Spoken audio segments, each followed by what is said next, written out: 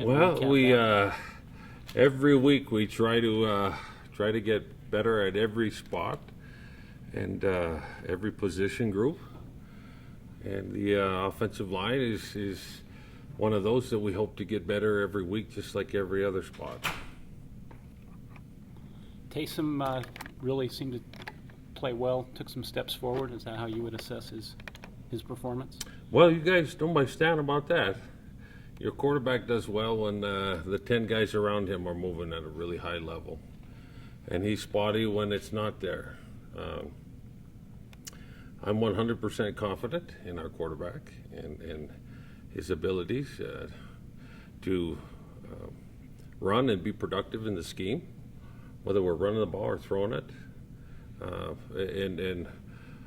My intent is to get, like I said, the 10 guys on the field around him executing at a higher level. And I think we're starting to see signs of that. I do believe we took a step forward in the Utah State game. But looking forward to a better form every week. And as I see it, we have taken steps as a group. Some smaller than others, but every week we have gotten better. Would that include the wide receivers? Last week they kind of seemed to come on a lot better. Marcus Matthews did a pretty good job. Talk about the assessment there of the wide receiver. Yes, wide receivers a little sharper, making plays, making good blocks downfield, and executing assignments. And I'm really pleased to see that the effort level there is at a more consistent it's going to be nice basis. to have two guys, a threat that maybe two guys got to look out for, Cody Hoffman and Mitch Matthews on the outside. It's got to be a nice little. We have a group, they like to call themselves posses, I guess. It carries in every program. Yeah. We have a group of 4 that are starters, and they rotate. And we do that so that they can play fast and play at a high level.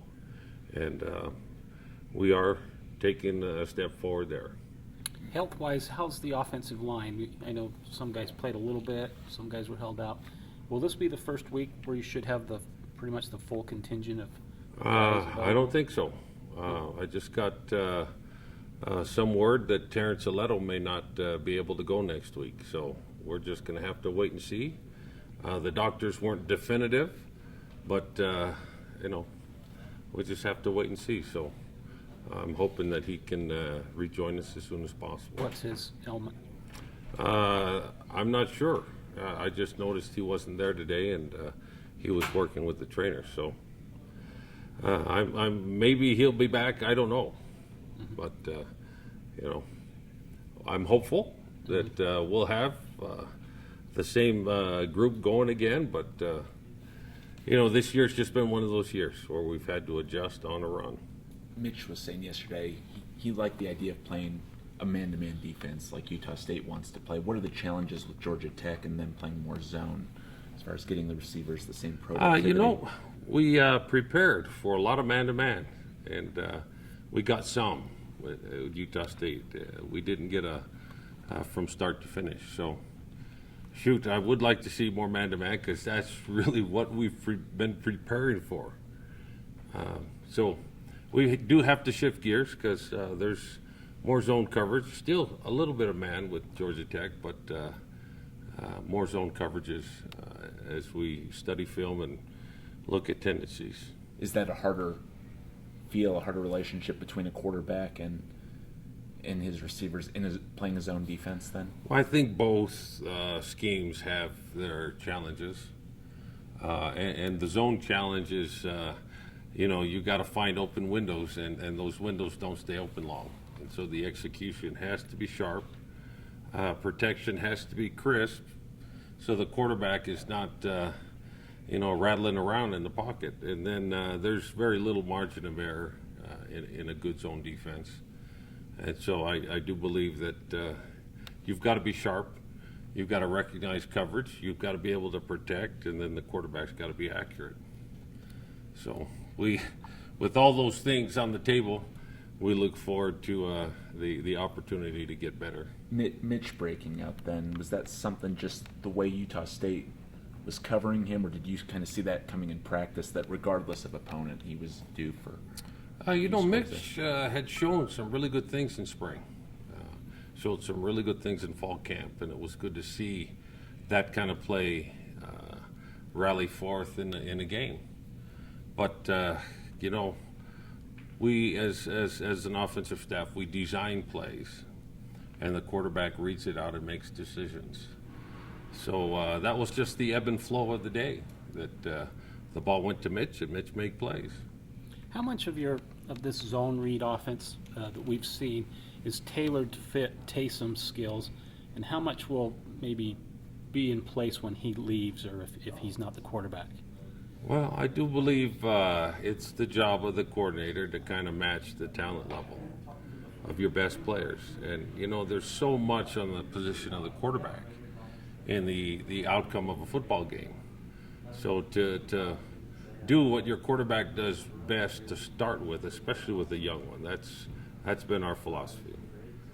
So if that's where we're going to start, and that's where we have started, and we're going to grow from there.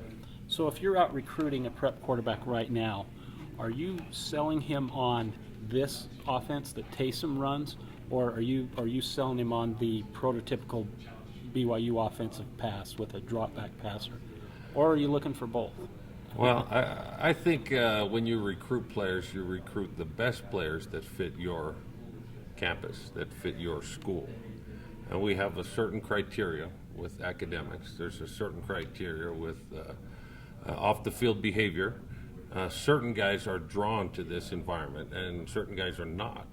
So the ones that are drawn, our job as coaches is to evaluate, recruit the best players we can, and put them in the best position to succeed. Is that a one-sided approach? Boy, I hope not. I hope, my background and experience has been with assortive types of offenses, and that's our job as a coaching staff to find the best players and do the best things, and to start with that. And I don't mean that that's all they'll do the whole time they're at the school. But their sophomore year, since we're talking about Taysom, that's our starting point with him. What was your reaction when you heard about Michael Lisa being out for the season? Oh, dang. Jamal got a concussion. And, Michael's, we look forward to him carrying the load. And Adam Hine gets a concussion. And so more pressure went on the running back spot. And then I did not know until kickoff that Michael was not going to be able to join us. So we had to adjust one step further. Jamal probably played a little more than I would like to play a guy who's coming off that type of thing, but had 14 carries, ran the ball well, and wanted to play more, and we restricted his movements and his opportunities. Just, it's my opinion. I just don't think a guy can jump back in to a full burden type deal. So we're hoping Jamal is feeling better, and we can continue to grow with his role. Like, I think that Virginia game, he was like 35 carries, and you got to be a war daddy to do that. So I don't know if he'll be there all this week, but I do look forward to him growing to return to that. How do you feel Algie did with the carries that he was given last week? Algie was the next guy up. Michael had a injury, so we went with Algie Brown, and Algie's a freshman. And as I'm looking at the running back position, our two young guys are really answering the call, Jamal and Algie Brown. So wow, the future very exciting at the running back spot, by my opinion. I was talking to a Georgia Tech linebacker today, and he was concerned about altitude. He said the team's talked about it. When you're at home, do you take that into account a little bit, maybe testing a team that's not familiar to the elements? I can't speak for opponents. I do know I came here years ago with the UNLV team, and we probably made way too much of that. shoot, the kids just ran around and realized they could breathe just fine. So I don't make much of that altitude thing. And, you know, I've worked with Paul Johnson before. Paul's been here at the BYU Stadium, but I don't think he's making that big of a deal of it either. So maybe the linebacker is a younger player. And, you know, this kind of experience, you get out to different parts of the country, and that's the college football experience. Coach, do you think Mitch and Taysom, they seem to have fallen into a nice rhythm? Do quarterbacks kind of fall into favorites? You know, like I said, that's the kind of the ebb and flow of the night. We design things and try to be a holistic approach with our schemes and what we try to do. And we ask our quarterbacks at any given play to read it out and then sling it, make your best decisions. And you know, that's part of being a quarterback is making good decisions. And, you know, I will say this, that they've worked hard in the off season.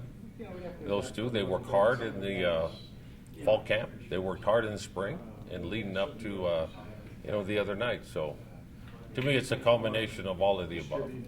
Maybe a little bit of a comfort zone? Well, if you'd like to say that, sure. Was there any difference with, like, it makes it to more play action, different type of plays you had during that game? Was that more success? You might keep going on doing that going forward?